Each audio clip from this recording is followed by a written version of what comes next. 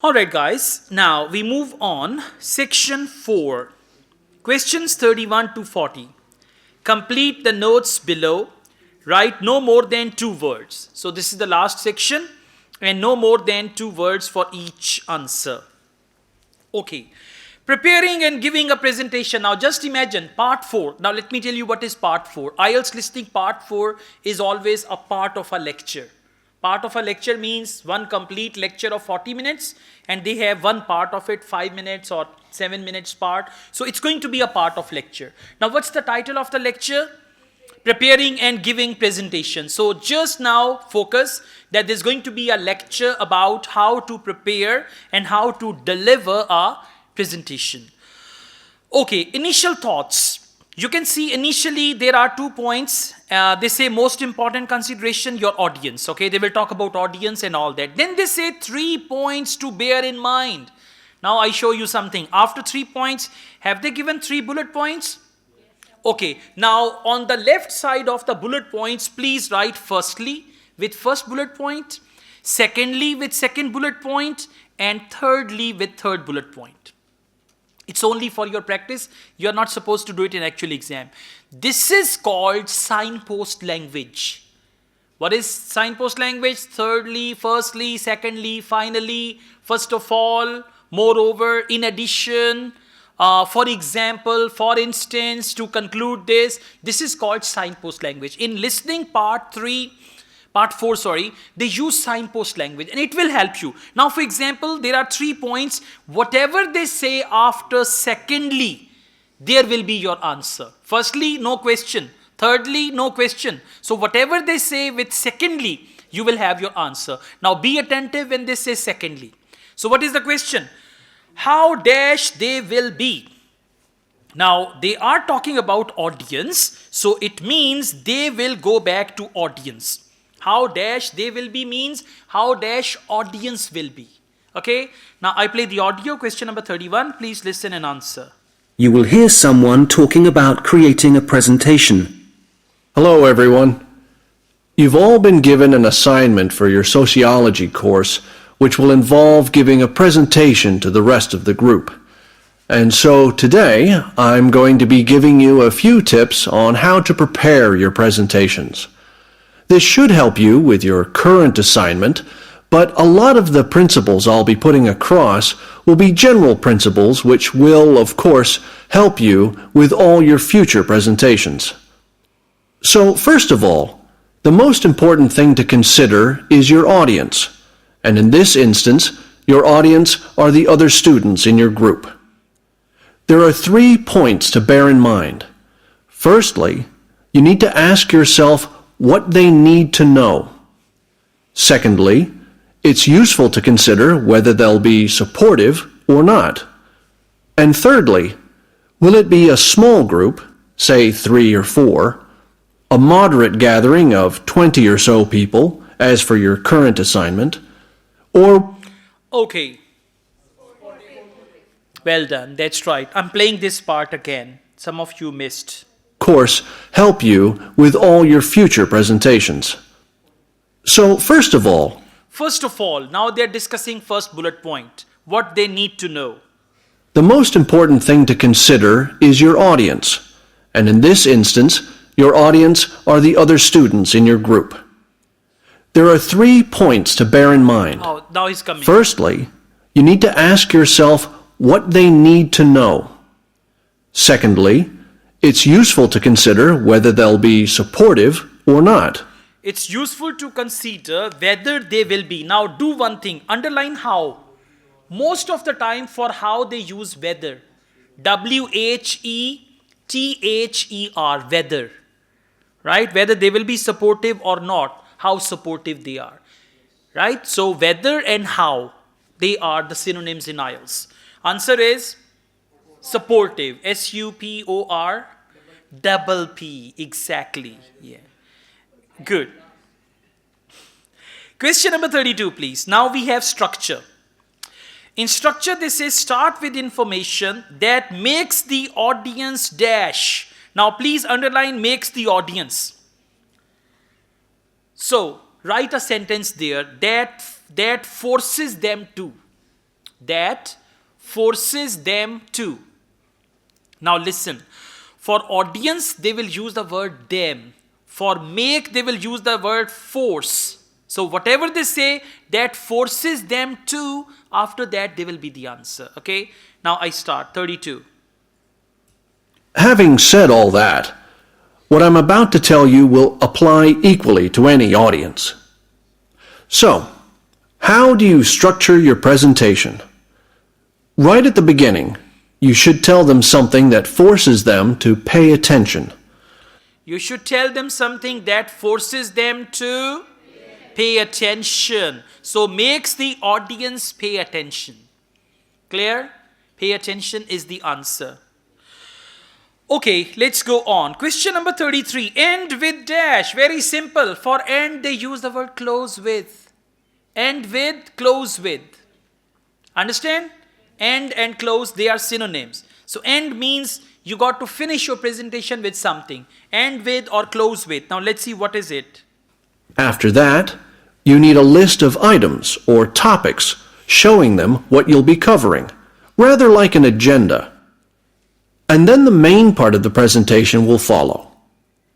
This main part will be the detailed information you'll be presenting and could include facts, statistics, personal experiences, etc. After this, you should summarize what you've presented and close with what I call next steps. Close with what I call next steps. I play this part only. Listen, close with. And see that before that, all the audio that was going on, it was not important to understand that. Only you were focusing those pinpoints, okay? So, Statistics, personal experiences, etc. After this, you should summarize what you've presented and close with what I call next steps. close with what I call next steps. That will be the answer, okay? All right, let's go on. After this, we've got question number 34. Design of presentation. Presentation needs to be. Okay, now important thing is verb be. Verb be is important here. Whatever they say after be. Now please underline, presentation needs to be. Underline this sentence and right there, it is important. It is important that it should be or something like that. Main thing is verb be. Let's see what do they say. Now, what about the design of the slides for your laptop? Well, the important thing here is to be consistent. Important thing here to be consistent. So presentation needs to be, an important thing here to be consistent. I play this part again. Now, what about the design of the slides for your laptop? Well, the important thing here is to be consistent. Important thing here to be consistent. So important thing here to be and needs to be. Consistent. T, not consistence. Consistent. Okay, let's go on. Question number 35. Vary. This is the same vary that we say it varies. Right? Not Punjabi vary away. It's vary. Vary content by using a mix of words. Now words means the next answer is going to be plural as well. Words and dash. It can be like words and sentences. Words and something like that. If it is countable noun, it will be plural. If it is uncountable, then it is going to be singular. Words and grammar. Words and pronunciation. For example, like that. So let's see, what do they say? Vary content by using a mix of words and dash. Okay, now for vary content by using a mix of dash, they say don't just stick to words and then something else. I play the audio. And by the way, for and, they usually use, for and they use also. For and they use not only this and then they say the second thing. Even for and they use by adding. And by adding. So let's see. And don't just stick to words. Bring the presentation to life by adding graphics. These could be in several forms, such as pictures, flowcharts, diagrams, histograms, and so on. So, sure? Exactly. Then diagrams, histograms, all these are the forms of graphics. Exactly. I'm playing this one again. And don't just stick to words. Don't just stick to words. It means words and something. Don't just stick to words. Bring the presentation to life by adding graphics. Bring the presentation to life by adding graphics. So words and graphics. And then he defines graphics. Listen. Such as pictures, Pictures, flowcharts, diagrams, histograms, and so on. So these are all graphics, right? Okay, let's go on. Question number 36. Look at the audience, be enthusiastic, energetic. You can just underline energetic. Question number 36. Voice. Vary, speed, and dash. Two things about your voice. One is speed of your voice, that you should not be very fast or slow. And second is another one. Now for vary, they use the word variety. Okay? And for speed, they might use anything like rapidly or anything like that. Now let's see what is the second thing with speed that you need to focus.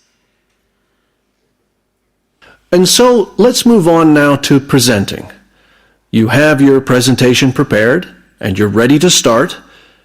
Well, it's important to give a good impression from the start. So take 3 deep breaths, look at the audience, no matter how frightening they may be, and be enthusiastic and energetic.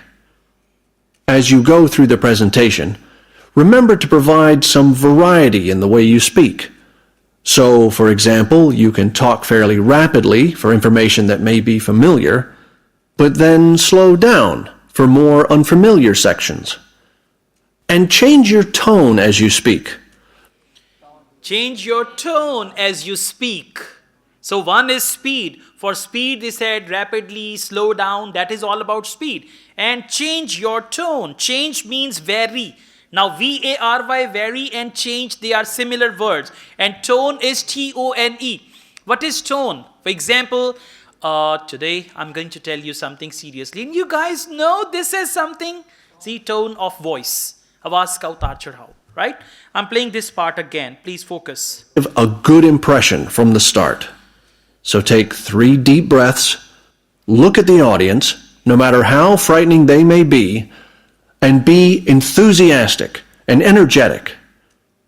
As you go through the presentation, remember to provide some variety in the way you speak. So, for example, you can talk fairly rapidly for information that may be familiar, but then slow down for more unfamiliar sections. And change your tone as you Okay, change your tone you speak. As you speak. Tone, T-O-N-E, tone. Right? Yeah. Let's go on. Question number 37. Occasionally add dash for greater impact. Okay, occasionally add dash for greater impact. Now after this, write a sentence. You may consider adding. You may consider adding. So important word over here is actually add.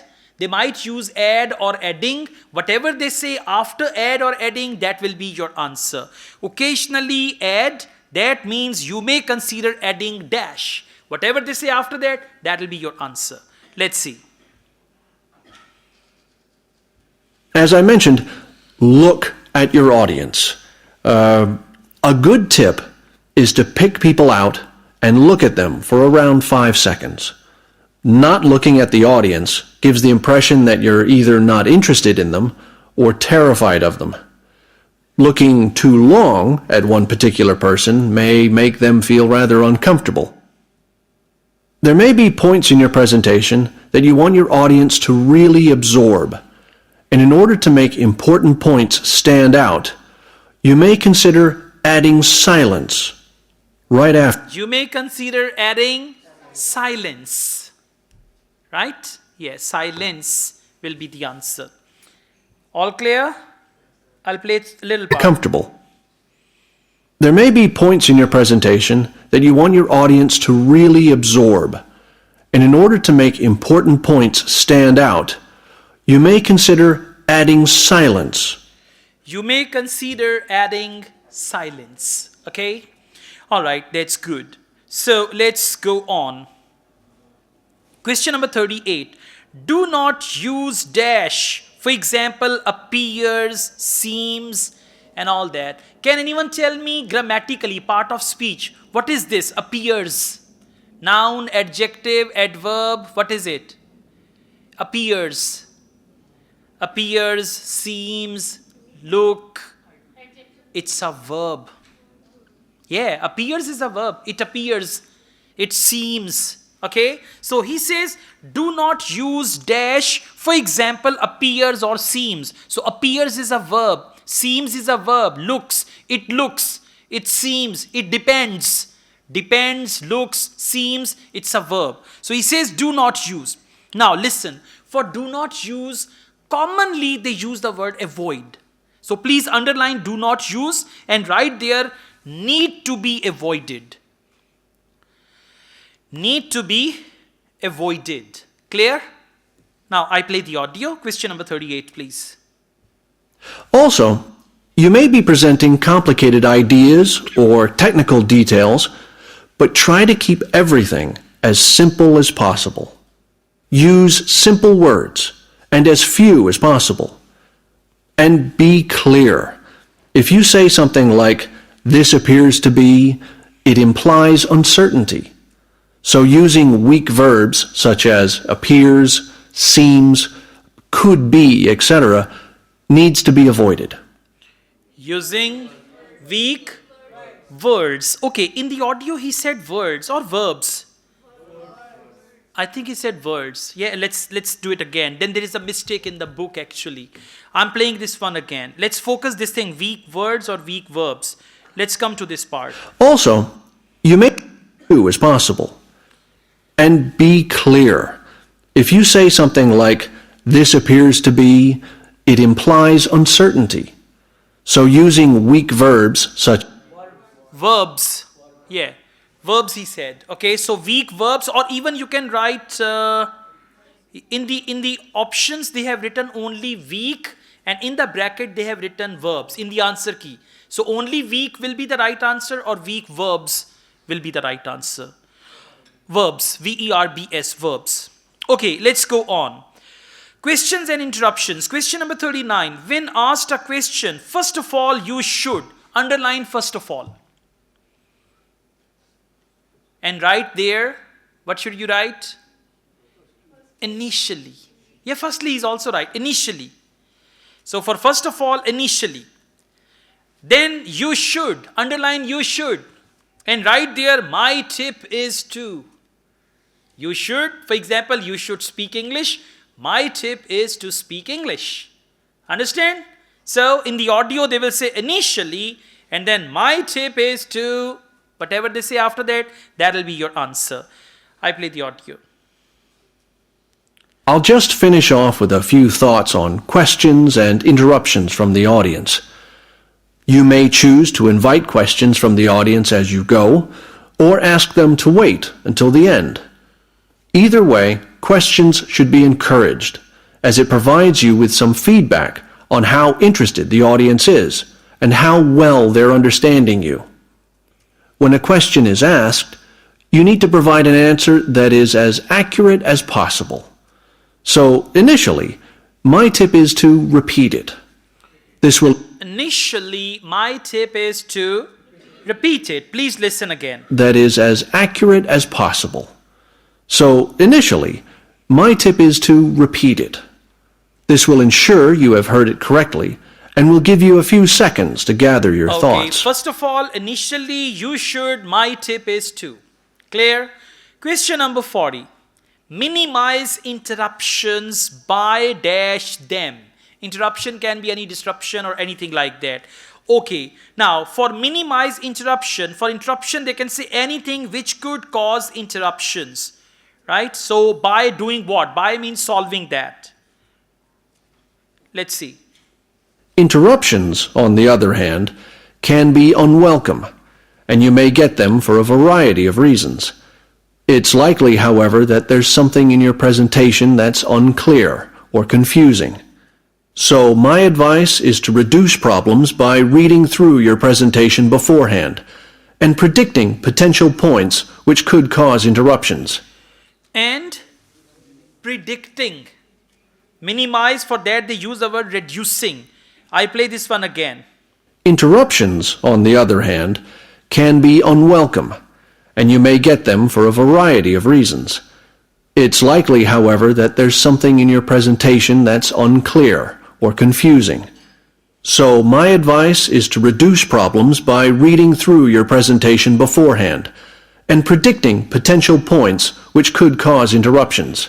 And predicting potential points which could cause interruptions. So it's going to be predicting. No, not reading. Minimize interruptions by predicting them. So actually interruptions and minimize by predicting. The right answer is predicting. Listen again. Interruptions, on the other hand, can be unwelcome, and you may get them for a variety of reasons. It's likely, however, that there's something in your presentation that's unclear or confusing. So my advice is to reduce problems by reading through your presentation beforehand and predicting potential points which could cause interruptions. And predicting potential points which could cause interruption. So predicting will be the right answer. Okay. All right. Thank you.